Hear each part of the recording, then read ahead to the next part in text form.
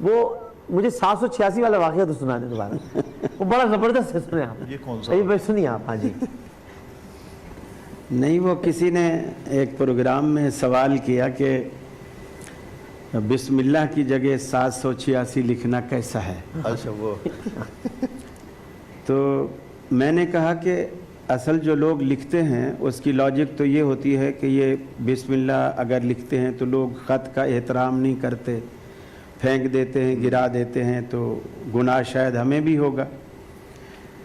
تو میں نے کہا قرآن مجید میں حضرت سلیمان علیہ السلام کے خط کا اللہ نے سورہ نمل میں ذکر کیا، اور اس میں انہوں نے ایک مشرکہ عورت کو، بے دین عورت کو خط لکھا، اور اس میں انہوں نے ابتدا بسم اللہ سے کی، انہو من سلیمان و انہو بسم اللہ اور الرحمن۔ نبی کریم نے جو مکتوب بھیجے وہ بسم اللہ الرحمن الرحیم۔ بالکل بسم اللہ، بلکہ قرآنی آیات بھی اس میں دعوتی ہے، یا اہل الکتاب تعالوا الی کلمۃ سواء، یہ ساری آیات لکھی۔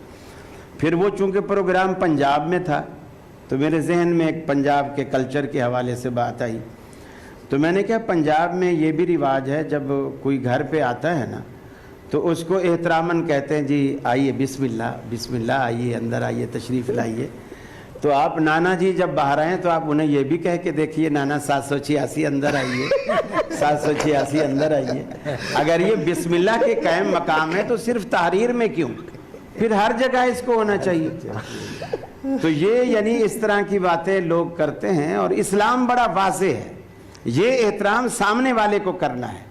یہ میری عقیدت اور احترام ہے کہ میں بسم اللہ پر کتنا، اس سے کتنی محبت سے لگا ہوں۔ یا نہیں لکھتا۔ ٹھیک، بالکل۔ یہ کالر موجود ہے۔ جی جی جی پلیز۔ وہ یہ ہے کہ اللہ تعالیٰ کے نام برکت والے نام ہے، ٹھیک ہے، اور ہر وہ کام جو بسم اللہ کے بغیر شروع کیا جائے وہ ابتر رہ جاتا ہے۔ لوگ یہ کہہ کے کہ جناب یہ ہو جائے گا وہ ہو جائے گا، اپنی ذمہ داری سے جان چھڑانے کے لیے کہتے ہیں جناب یہ یا نہ لکھا جائے یا ہم یہ کہتے ہیں کہ جناب لکھا بھی جائے اور اس کا احترام بھی کیا جائے۔ ہم مسلمان ہیں اور اوراق قرآنی کی ذمہ داری ہماری اپنی ذمہ داری ہے، اس لیے لکھے بھی اور ان کا احترام بھی کریں۔